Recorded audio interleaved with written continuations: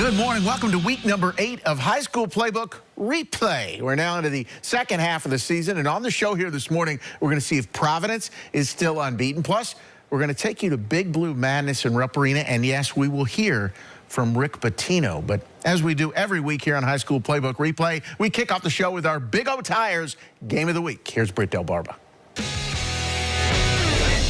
A big-time battle to start district play. St. X and Manual, two of the top 3 teams in 6A, meeting in Week 8. The Crimsons on the road visiting the Tigers. First quarter, Manual's defense showing up early. How about Corey Warner with the INT? Crimsons taking advantage of the turnover.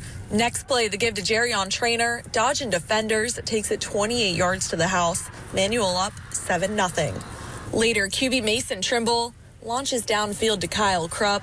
Untouched into the end zone. Just watch him go. 79-yard touchdown. Tigers down 4. Third quarter. This time Trimble avoids the sack, makes the escape, and fires to Krupp in the end zone. Krupp's second of the night. Tigers with their first lead, 19-14. Fourth quarter. Caden Mack on the QB keep. Rolls right and runs it in from 24 yards out. Manual goes for 2 and gets it. Crimson's up 22-19. St. X ties it with a field goal, and then Trainer ends it. Bounces to the outside, a full-on sprint down the sideline and right into the end zone. Manual takes down St. X 29-22. That's how we fight. We're thrilled with their effort. I'm thrilled with the work all week. And those guys, you know, when you have high-character kids, especially your hardest workers, it really makes it easy for the head coach. Knowing this team I've been knowing the players for a long time. I know the morals. I know what we got to do to win, and we just stuck together, and I was helping them, motivating them, you know, just to get this dub.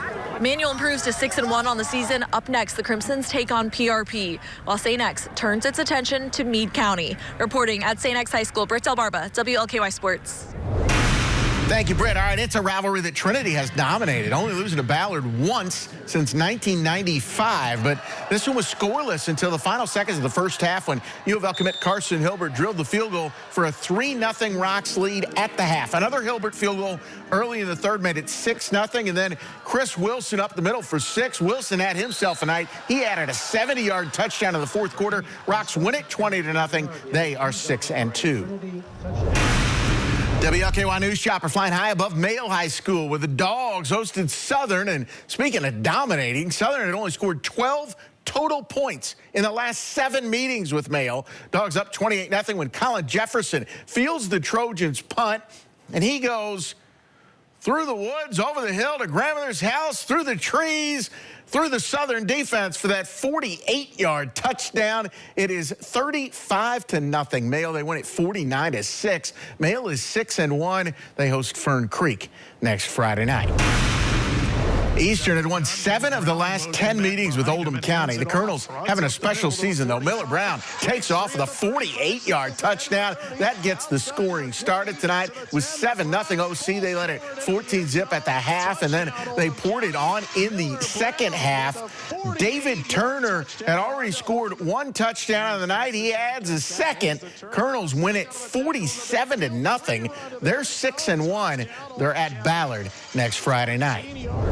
Now let's go back to the flight here. Bardstown Road, where Fern Creek hosted Bullitt East. Fern Creek up 7-0 late in regulation when the Chargers answer. Cole Cornell steps up in the pocket. And how about that catch by Jacob Clancy? Goodness, we go to overtime tied at 7. Both teams scored touchdowns, but Fern Creek goes for 2 in the win. Caleb Passmore to Patrick Carr. He fights his way in for the game-winning 2-point conversion. The celebration is on.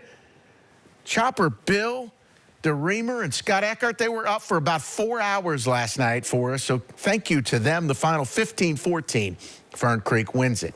All right, let's talk some more football. Let's go on the other side of the river. And guess who's back here on the show this morning? Addie Miners went off and got hitched. This morning, we see the newlywed after her trip across the river. The Providence Pioneers have put up 122 points in their last 3 games, and they hope to continue that offensive momentum on Friday night as they hosted a 3-4 Corydon Central. The Pioneers were fired up leading into this one, and it showed. Corydon Central went 3 and out on their first drive, and a botched punt would set the Pioneers up in the red zone. and it wouldn't take more than 4 plays to get on the board. The offense was rolling, but so was the defense. After a batted pass and a stop on D by Lucas Thomas, the Pioneer offense would reward him with this play so the senior could score his first touchdown. I mean, he's the commander on the defense. He gets, like Coach Mack said, double-digit tackles every week, every game. He kills it every game. Another player that killed it for the Pioneers on Friday was quarterback Preston Kemp.